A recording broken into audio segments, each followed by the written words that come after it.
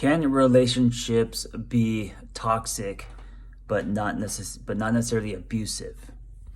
So abusive relationships are obvious, right? Whether they are physically abusive or emotionally abusive, your friends are telling you, people that care about you are telling you. If they're physically abusive, there is proof that relationship is abusive. You may be in denial, you may minimize, it may be challenging for you to leave the relationship, but the fact that the relationship is abusive is pretty obvious, and deep inside, right? Now, what's more, I don't want to say more, sometimes can be more dangerous, is a relationship that is toxic that isn't necessarily abusive. And the reason why this is more dangerous is because you don't know that it's toxic. It could be over a long period of time. It's kind of like that whole boiling frog analogy, where you wake up one day and you feel dead inside, right? And because it's been a slow burn over maybe years. So here are 5 non-obvious signs that your relationship may be toxic. By the way, this doesn't mean to leave a relationship. I don't want you to panic after seeing this video. They're just things to look out for. And I'm picking these things because we talk a lot about the obvious. And I think the things that are not obvious are, those are the things that we should really be looking for, because the obvious is obvious. Okay, so number 1, subtle character assassination. So if someone is calling you an idiot or a fat ass or, dumb shit or whatever, that's obvious character assassination. That is emotional abuse, But what about the subtle character assassination? What about the jokes that hurt you and you minimize?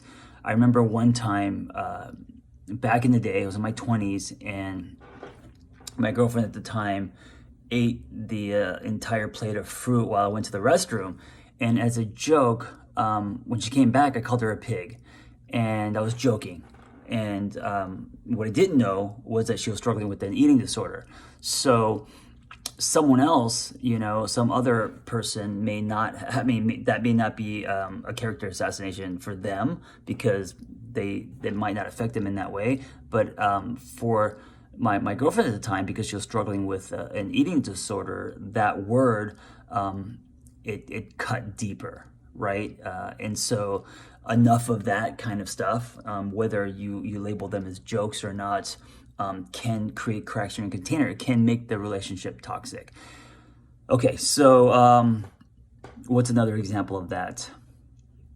Any kind of conversations that you have, maybe in the locker room, or if you're like slut shaming someone, but subtly, but you're doing it in a joking way, right? If you find out about your partner's sexual history and you're kind of joking about who they used to be and you're poking fun of them, that can be subtle. You could subtly be assassinating their character, and especially if they don't say anything back. And a lot of people, they don't stick up for themselves, they just push it down. So that could be one thing. Another one that is not obvious is subtle control without knowing it. So if, say, you, instead of being direct and saying that, hey, what you did hurt my feelings, or I don't like what you did, or this is how it made me feel, subtle control manipulation would be maybe using guilt, right? Maybe playing victim, maybe saying you had such a long day and you were so exhausted you didn't have time to do something, because that if you say that, it's going to make your partner feel a certain way. So it's like skirting the topic so you don't have to address or confront or tell your partner how something really made you feel. So a lot of that, if that becomes the pattern, you could actually kind of control the way that someone feels with language, by talking about something in a way that is very subtle, and then knowing that your partner is going to feel a certain way. So anytime you control your partner, because you know your partner so well, if you control his or her feelings, and that intention is there to manipulate, to make them feel guilty, to make them feel less than or whatever, you are controlling them, and enough of that can make a relationship toxic. All right, what about jealous behavior? And not obvious jealousy, like If you're telling your partner they can't be friends with someone, or they can't have any guy friends or girlfriends, or you're telling your partner what they have to wear, I mean, that's obvious controlling and jealous behavior. But what about some subtle jealous behavior? What about, kind of going back to talking around things?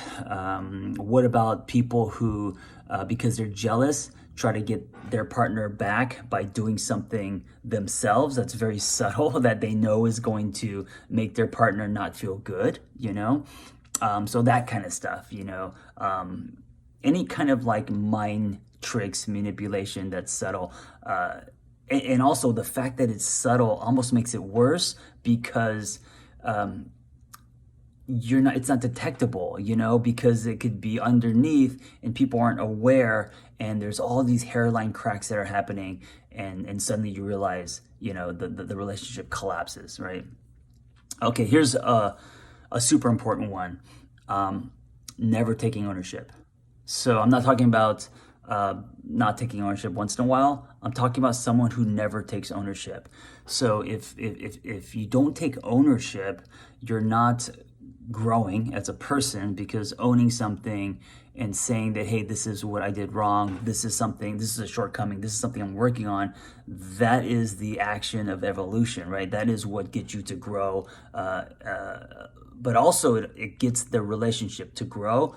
And it also produces trust and glue. So if you're in a relationship where the person's pointing fingers, never saying they're wrong, right? Always blaming you, then it flips the magnet, right?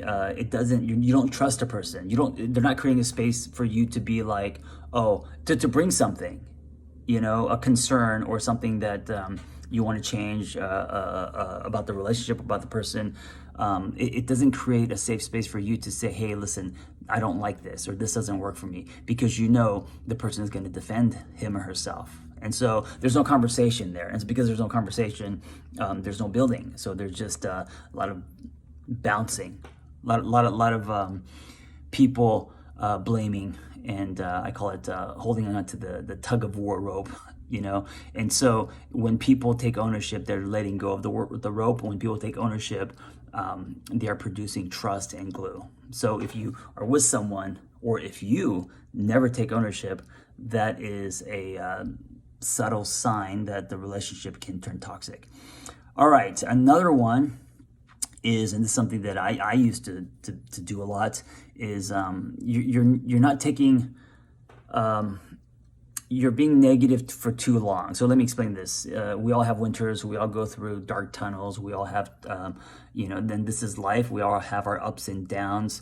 But if you don't make an effort to change your negativity, if you don't make an effort to work on how your energy, your attitude, your words, and all of that affect other people, and you come home and you're just, whatever it is, Debbie the Downer, negative, living in dread and worry, you're taking someone hostage, especially if you live with that person, because that person has nowhere to go, and so too much of that. And I did that in many of my relationships without knowing it, of course. It wasn't my intention, but it was me being unhappy and then not doing anything about my own happiness, and that affecting the person that I chose to love. That can turn a relationship toxic. So too much negativity, and you define what negativity looks like for you, but too much of that where the person is not doing anything about it. So whether that is a depressed state, or whether that is just seeing everything is half, the cup is half empty, whether that's pessimism, whatever that looks like, too much of that for too long can turn a relationship toxic. So real quick, let me recap. Subtle character assassination, controlling without really knowing it, like making someone feel guilty.